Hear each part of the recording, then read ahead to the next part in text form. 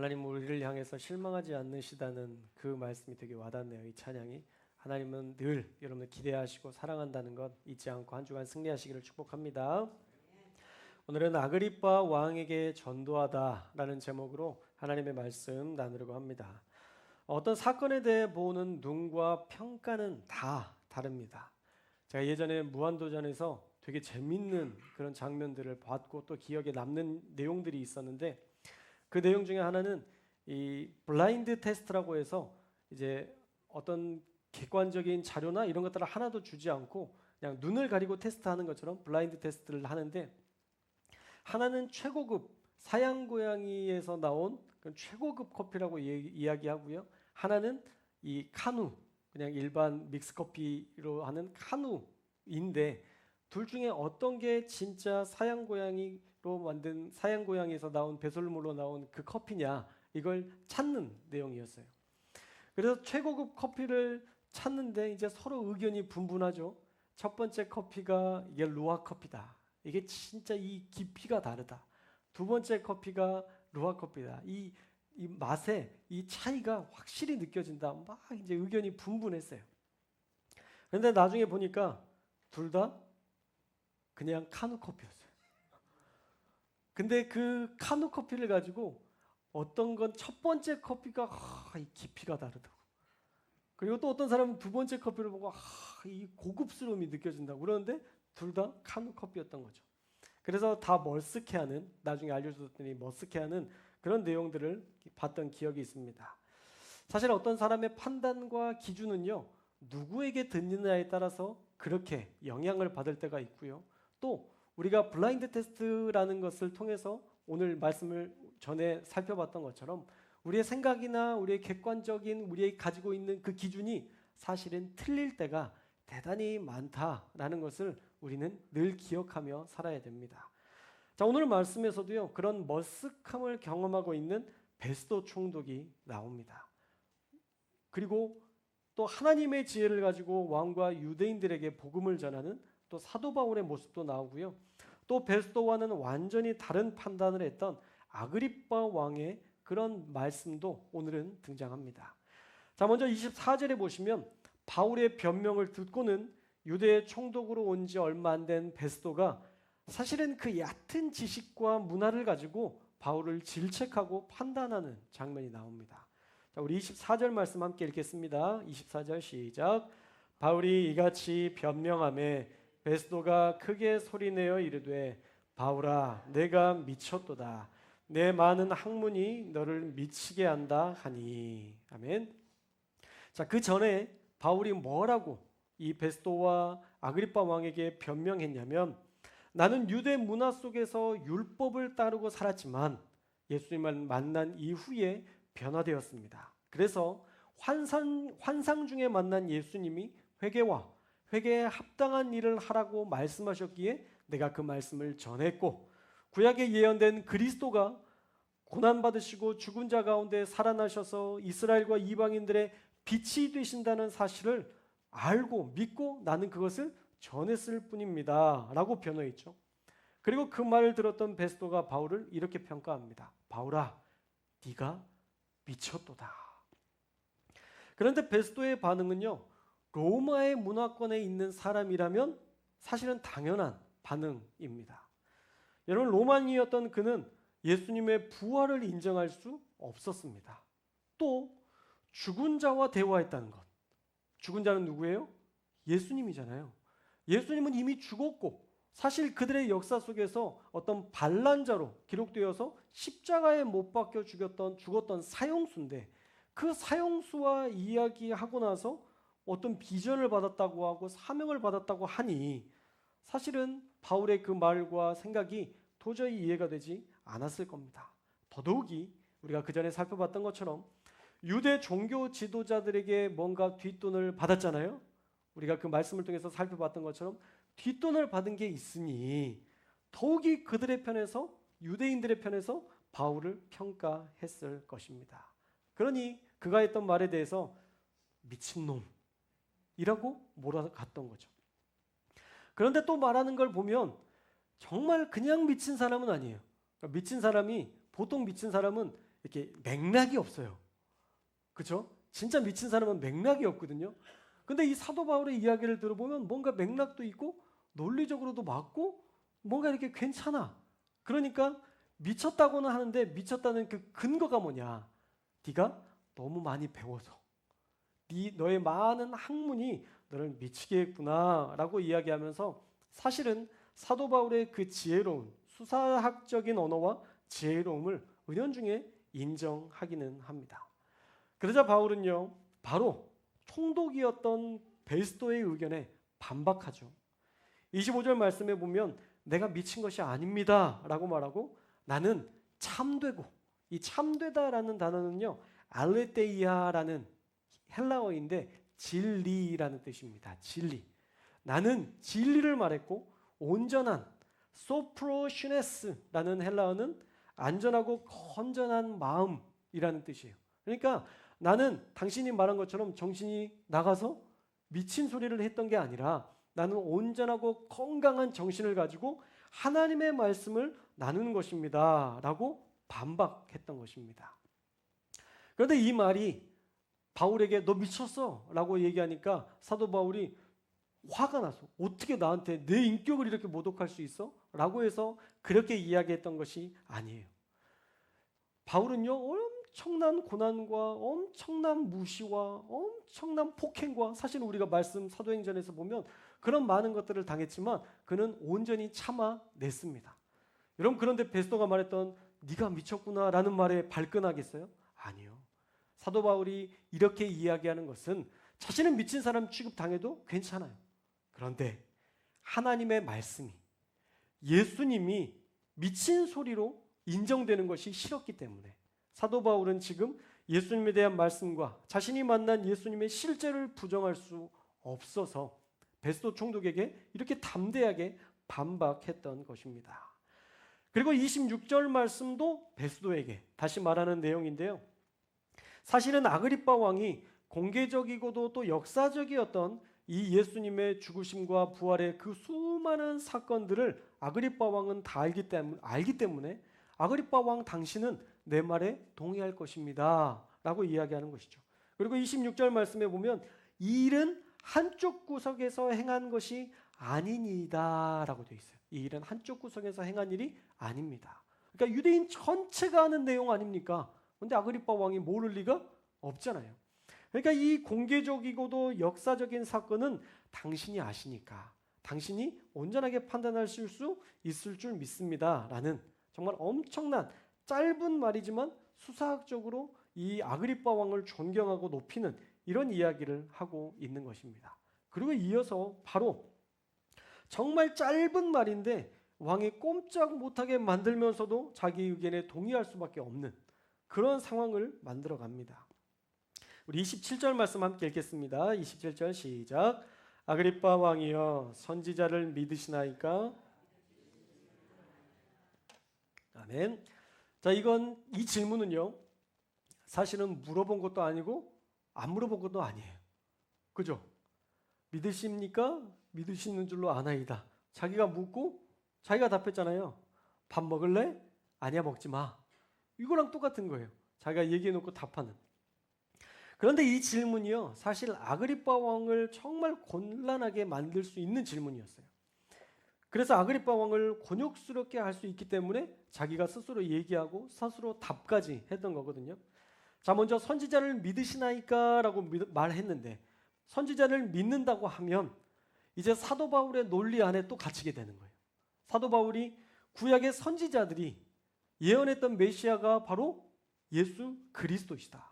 그런데 왜 그 선지자의 말을 믿는데 예수님께서 이 땅에 오신 메시아라는 사실을 못 믿습니까? 라고 사도 바울에게 강요당할 수 있기 때문에 믿는다라고 얘기할 수 없었던 거죠. 그렇다고 말했던 것에 반해서 난 믿지 않는다라고 하면 유대 종교 지도자들과 유대인들 전체에게 비난받을 일이 생기는 겁니다. 유대인의 왕에게는 두 가지 반드시 해야 할 직무가 있었는데요. 하나는 대제사장을 위임할 권리가 있었습니다. 그래서 하나님의 일들을 감당하는 대제사장들을 위임하는 이 권리가 있었고요. 또 하나는 성전을 수호해야 할 의무가 있었습니다. 왕이었기 때문에 왕이 성전을 수호하는 것, 유대인들에게 있어서 가장 중요한 것이 성전을 보호하는 것이었기 때문에 성전을 수호할 의무가 있었어요. 그런데 성전을 수호할 의무가 있는 왕이 선지자들의 말을 믿지 않는다면 사실은 왕으로서의 자격이 없는 거죠. 그러니까 이렇게 대답해도 난감하고 저렇게 대답해도 난감할 수 있는 이런 멋진 질문을 사도 바울이 던져 주었고, 또 이 던진 말씀에 어떻게 대답해도 왕이 난처해지기 때문에 사도 바울이 그냥 대답을 해 준 거예요. 믿으시는 줄 아나이다. 그리고 또 이렇게 얘기해야 자기의 논리대로 왕을 이렇게 이끌어갈 수 있으니까. 그래서 전도의 여지를 만들었던 것입니다. 구약에 예언된 메시아를 당신도 믿으시는 줄 아나이다 라는 말로 이 아그리빠 왕을 전도할 수 있는 그런 여지들을 예수 믿으세요 라고 구체적으로 딱 집어서 얘기하진 않았지만 그렇게 전도를 했던 것이죠. 그리고 역시 정치에 능했던 아그리빠 왕은요, 이 바울의 의도와 이 말이 무엇인지 금세 눈치채고 정확하게 바울의 의도를 끄집어냅니다. 자, 28절 말씀 읽어볼까요? 28절 말씀 시작. 아그리빠가 바울에게 이르되 내가 적은 말로 나를 권하여 그리스도인이 되게 하려 하는도다. 아멘. 여러분, 이 말씀만 듣고도 나를 전도하려고 하는구나 라고 이렇게 이야기할 수 있는 건 아그리빠 왕이 얼마나 정치적으로 뛰어난 인물인지, 얼마나 눈치가 빠른 인물인지 우리가 알 수 있습니다. 바울의 변화된 삶과 구약에 예언된 말씀을 전한 것뿐이라는 바울의 변론과 또 선지자를 믿으실 것이라는 말로 복음을 전할 때 아그리빠는 네가 그 적은 말로 나를 그리스도인이 되게 하려 하는 것이냐라고 바울의 의도를 꿰뚫었습니다. 그래도 바울은요, 당황하지 않고 당신뿐 아니라 여기 모든 사람이 그렇게 되기를 원합니다 라고 자기가 그동안 기도했던 유대인들의 변화, 유대인들이 예수 그리스도를 믿는 그 은혜의 복음들이 전해지기를 기도했던 그 마음을 그들 모두에게 분명하게 전합니다. 자, 우리 29절도 읽겠습니다. 29절 시작. 바울이 이르되 말이 적으나 많으나 당신뿐만 아니라 오늘 내 말을 듣는 모든 사람도 다 이렇게 결박된 것 외에는. 아멘. 참 멋진 말인데요. 말이 많고 적음을 떠나서 아그리빠 왕 당신뿐만 아니라 내 말을 듣는 모든 사람, 즉 여기 있는 모든 유대인들이 다 나와 같이 예수님을 믿었으면 좋겠습니다 라고 자신의 진심을 전합니다. 그리고 약간의 유머도 섞었죠. 여러분들은 안 웃으셨겠지만 이 유머가 한 부분이 섞여져 있는데 이렇게 결박된 것은 빼고 말이죠 라는 것이죠. 사실 결박되어 있다는 것이 누군가의 눈에 좋아 보이지 않았을 겁니다. 그러나 그것을 유머로 승화해서 결박되고 고소고발 당하는 이 순간에도 복음을 전할 때 약간의 유머를 섞어서 그들의 흥미를 유발할 수 있도록 수사학적 기법으로 그들에게 복음을 전했던 거예요. 유머가 마음을 열게 하는 도구라는 것을 알았고 자신의 그 갇혀있는 그리고 잡혀있는 모습이 어떤 사람들에게는 부끄러운 모습이라는 생각을 했을 것이기 때문에 갇힌 것 빼놓고는 여러분 모두가 나처럼 되었으면 좋겠습니다 라고 이야기했던 것이죠. 자, 그렇게 복음을 전하는 바울의 이야기까지 듣고 아그리빠 왕과 베스도 총독과 또 왕의 누이였던 버니게는 이제 서로 물러나서 이 일에 대한 심리를 합니다. 그리고 명확하게 이야기하죠. 이 사람은 사형이나 결박을 당할 만한 행위가 없다. 이게 아그리빠와 버니게의 결론이었을 것입니다. 그리고 아그리빠 왕은 총독 베스도에게 그가 만약 가이사에게 상소하지 않았다면 석방될 수 있었겠다라고 그의 무고함을 다시 한번 더 확실하게 전달합니다. 자, 이렇게 우리는 바울이 예루살렘에 와서 당했던 5번의 재판까지 살펴봤습니다. 그리고 그 모든 고발에 대해 무고하다라는 판결이 내려진 것도 이미 살펴봤습니다. 그러니 유대인들의 거짓된 고소고발로 바울은 이유 없이 고통당하는 일이었다는 것이 더욱 분명해졌죠. 자, 그렇다면 오늘 말씀이 우리에게 주시는 교훈은 무엇일까? 자, 오늘 말씀에 보면요, 바울은 복음을 전하는 데 있어서 담대했습니다. 그가 죄인이라는, 그가 묶여있는 신분이라는 것을 아무도 눈치채지 못할 만큼 그는 담대하게 복음을 전했습니다. 아무리 총독이라 해도 그의 말에 굽신거리지 않고 오히려 그 말을 정확하게 반박하며 예수님의 실제와 복음의 위대함을 증거했습니다. 또 네가 미쳤다라고 말할 때에 아니요, 나는 진리를 전했고 안전하고 건강한 마음으로 말했던 것입니다 라고 이야기하면서 예수 그리스도의 복음이 진리고 완전한 것임을 강조하면서 베스도에게도 담대히 복음을 전합니다. 또한 아그리빠 왕에게도 선지자를 믿으시는 줄로 압니다 라고 말하면서 예수님에 대한 선지자의 말을 당신이 믿었다면 이제 예수님도 믿어야 합니다 라는 복음을 전했습니다. 우리가 지난주에도 살펴봤었지만 우리는 바울처럼 복음을 부끄러워해서는 안 됩니다. 복음을 모르고 구원을 모르고 그래서 결국 지옥에 갈 수밖에 없는 안 믿는 자들이 하나님 앞에 설 때 그들이 하나님 앞에서 부끄러워해야 할 일이지, 우리가 전하고 우리가 나누려 하는 이 구원의 복음은요, 그들에게 생명이 되기에 충분하고 그들에게 영원한 생명을 주기에 충분하기에 우리는 복음을 전하는 것을 전혀 부끄러워해서는 안 됩니다. 세상이 우리에게 미쳤다고 말한다 할지라도 우리가 미친 게 아니라 그들이 아직 모르기 때문에 하는 소리입니다. 그러니 이것을 아는 우리가 복음을 담대히 전해야 하는 것이죠. 제가 자주 이야기 드렸지만 제가 고등학교 때 복음을 전하던 방식이 있었습니다.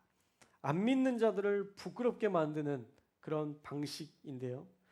제가 제법 친해진 친구에게 너 교회 다녀? 라고 물어보면 안 다녀 라고 말할 때 제가 바로 이렇게 이야기했어요. 너 아직도 교회 안 다녀? 라고 말이죠. 저는 하나님께서 주신 지혜였던 것 같아요. 지금 같으면 뭐 안 다닐 수도 있지, 왜? 꼭 가야 돼? 이렇게 따졌겠지만 그때는 애들이 순수해서 이렇게 받아들였습니다. 아직 안 다니는데? 그러면 야, 우리 교회 가자.